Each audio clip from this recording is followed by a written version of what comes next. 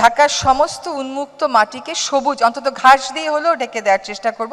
আগামীকাল আসলে আমাদের এখানে চীন দেশ থেকে 3 জন বিশেষজ্ঞ আসবেন।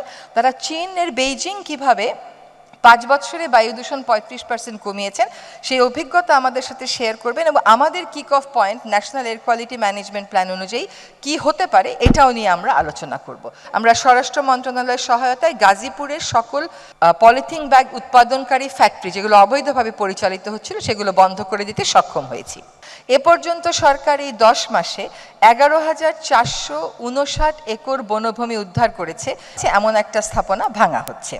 আমরা মধুপুর শালবনটা শুধু যে পুনরুদ্ধার করার পরিকল্পনা নিয়েছি তা না, একটা গাছ কেটে ফেলতে আপনার একদিন লাগে, কিন্তু একটা গাছ রোপণ করলে ওটা বড় হতে 10 থেকে 20 বছর লেগে যায়। ফলে যে এই পরিবর্তনের প্রক্রিয়াটা আমরা শুরু করেছি এটাতে সময় লাগবে, কিন্তু কাজটা শুরু হয়ে যাক।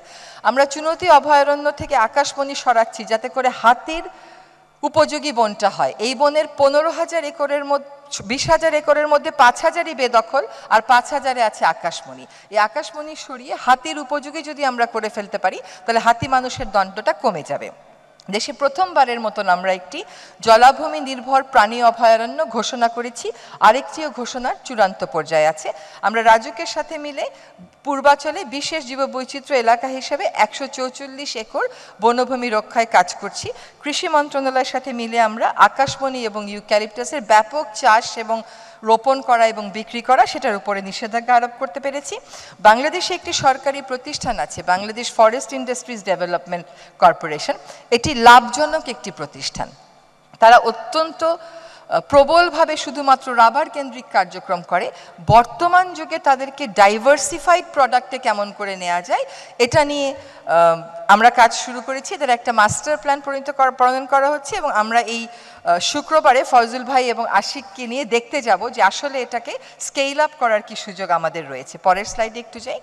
এই 5টি স্পিসিস যেটা আপনারা স্ক্রিনে, এটা হচ্ছে আমাদের মধুপুর শালবনের শিক্ষার্থীরা ইউক্যালিপটাস গাছ কেটে শালবন এবং অ্যাসোসিয়েটস রোপণ করছেন, আর এই পাশে হাতি মানুষের দ্বন্দ্বটা একটু দেখানোর চেষ্টা করা হয়েছে। তার পরের স্লাইডে আমরা যে 5টা স্পিসিস দেখব, এই 5টা স্পিসিসের মধ্যে ময়ূর, এটা আমাদের প্রকৃতিতে একসময় ছিল, এখন আর বাংলাদেশের প্রকৃতিতে কোনো ময়ূর নেই।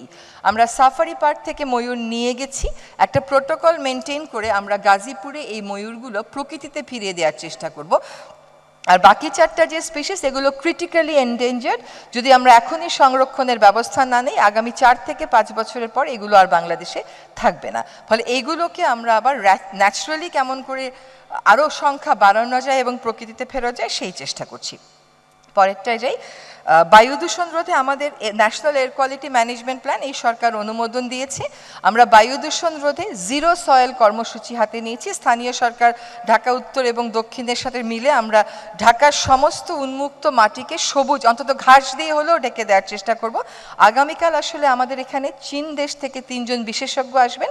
তারা চীনের বেইজিং কিভাবে 5 বছরে বায়ু দূষণ 35% কমিয়েছেন সেই অভিজ্ঞতা আমাদের সাথে শেয়ার করবেন এবং আমাদের kick off point national air quality management plan অনুযায়ী কি হতে পারে এটাও নিয়ে আমরা আলোচনা করব।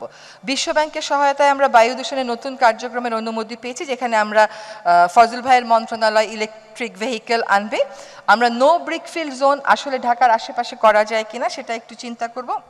শব্দ দূষণে একটা প্রকল্প ছিল, ওইটাকে আমরা পরিবর্তন করে চালকদের প্রশিক্ষণ দেওয়া যায় কিনা এটা নিয়ে স্বরাষ্ট্র মন্ত্রণালয়ের সাথে কথা বলবো এবং একই সাথে আমরা ক্যাম্পেইনও চালু করব। আমরা একটা কথা আপনাদেরকে বলতে চাই যে আমরা যে পলিথিনগুলো মানে পলিথিন ব্যাগ মুক্ত একটা সমাজের স্বপ্ন দেখি, তার প্রথম ধাপ হিসেবে দেশের সকল সুপারমার্কেট এখন পলিথিন মুক্ত করা হয়েছে। আমরা এখনও কাঁচা বাজার বা অন্যান্য জায়গায় চ্যালেঞ্জের মধ্যে আছি, সেখানে আমাদেরকে বিকল্প যেমন দিতে হবে, সেখানে আমাদের বস্ত্র এবং পাট মন্ত্রণালয় এগিয়ে এসছে, তেমনিভাবে আমাদেরকে অভিযানও করতে হবে। আমরা স্বরাষ্ট্র মন্ত্রণালয়ের সহায়তায় গাজীপুরের সকল পলিথিন ব্যাগ উৎপাদনকারী ফ্যাক্টরি যেগুলো অবৈধভাবে পরিচালিত হচ্ছিল সেগুলো বন্ধ করে দিতে সক্ষম হয়েছি। এখন আমাদেরকে 17টি একবার ব্যবহার্য প্লাস্টিকের তালিকা আমরা করেছি। আমাদের যুদ্ধটা প্লাস্টিকের বিরুদ্ধে না, একবার ব্যবহার্য প্লাস্টিকের বিরুদ্ধে। আমাদের কার্যক্রমটা হচ্ছে একবার ব্যবহার্য প্লাস্টিককে টার্গেট করে, এবং আমরা উৎপাদনকারীর সম্প্রসারিত দায়িত্ব, যেটা বিশ্বের অনেক দেশেই হচ্ছে, যেমন একটা প্লাস্টিকের বোতলে কোমল পানীয় দেয়, সেটা কালেক্ট করে নিয়ে রিসাইকেল করবে, এটারও নীতিমালা চূড়ান্ত করে ফেলেছি। খনিজ সম্পদ মন্ত্রণালয়ের সাথে মিলে আমরা নৈসর্গিক আবেদন আছে এমন 17টা পাথর কোয়ারি ইজারার বাইরে রেখেছি। সেখানে অনেক চ্যালেঞ্জ মোকাবেলা করতে হচ্ছে আমাদেরকে, সেটা আমরা আশা করি করতে পারবো। আমাদের এই কর্মকাণ্ডগুলোর ফলে যদি পরের স্লাইডে যাই, দেখবেন আমাদের সোমেশ্বরী নদীর ক্ষত সেরে উঠছে, আমাদের নির্জনতায় সেন্ট মার্টিনে প্রাণ ফিরে আসছে। এর পরের স্লাইডে গেলে আমরা দেখব যে কেমন করে বিভিন্ন সুপার স্টোরের যারা ব্যবস্থাপনায় আছেন তারা আমাদেরকে সুপার স্টোরগুলো পলিথিন মুক্ত করার জন্য অভিনন্দন জানিয়েছেন, এবং এই কাজে তাদের সক্রিয় সহযোগিতা না পেলে আমরা এটা সফল করতে পারতাম না। এখানে ভলেন্টিয়াররা কিভাবে রাস্তায় দাঁড়িয়ে দাঁড়িয়ে হর্ন বাজানোর বিরুদ্ধে সচেতনতা গড়ে তুলছেন, এরকম কিছু স্লাইড আছে।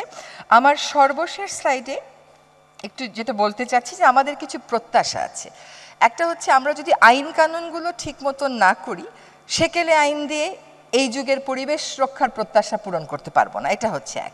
পরিবেশ প্রশাসনকে গতি আনতে এবং এখানে উপযুক্ত জনবল নিতে প্রশাসন যে সংস্কার কমিশন ছিল, জনপ্রশাসন সংস্কার কমিটিও সুপারিশ করেছে যে পরিবেশ অধিদপ্তরকে একটা পৃথক ক্যাডারে পরিণত করা যায় কিনা, যেখানে ওইভাবে পড়ালেখা করে আসা লোকেরা যাবে। দুই হচ্ছে, আমাদের কাজগুলো খুব ঝুঁকিপূর্ণ, আমরা অনলাইন মনিটরিং সিস্টেম চালু করতে পারি কিনা, যে দেখে না এসে কন্টিনিউয়াস 24 ঘন্টা মনিটরিংয়ের মধ্যে রাখা। বন অধিদপ্তরের জন্য একটি পৃথক বন্যপ্রাণী উইং আমাদের খুবই জরুরি হয়ে পড়েছে। আজকে এখানে জনপ্রশাসন সচিব মহোদয় আছেন, এটা আমাদের একটা অনুরোধ থাকবে। আরেকটা হচ্ছে আমাদের এনফোর্সমেন্ট ও আইনি কার্যক্রমে বরাদ্দ বৃদ্ধি।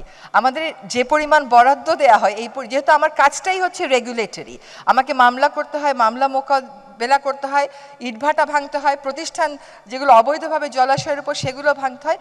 এইখানে আমাদেরকে বরাদ্দ খুব বেশির প্রয়োজন নাই, কারণ আমাদের সেই সক্ষমতাও নাই। যা আছে তার একটু দ্বিগুণ দেওয়া গেলেই আমরা পেরে যাব।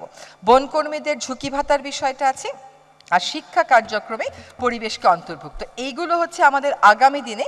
অলরেডি আমরা বন, নদী, শব্দদূষণ নিয়ে কী কাজ করছি তা আমরা আরও স্কেলে বাড়িয়ে যাব, কিন্তু এই প্রত্যাশাগুলো আমরা আজকে মাননীয় প্রধান উপদেষ্টার উপস্থিতিতে তার সামনে উপস্থাপন করছি। আশা করি আমাদের উপদেষ্টা মণ্ডলী যারা সদস্যরা এখানে আছেন তারাও এই প্রত্যাশাগুলো, এটা হচ্ছে সেই ময়ূর যেটা আমরা মধুপুরে ছাড়বার জন্য মধুপুরে নিয়ে গেছি।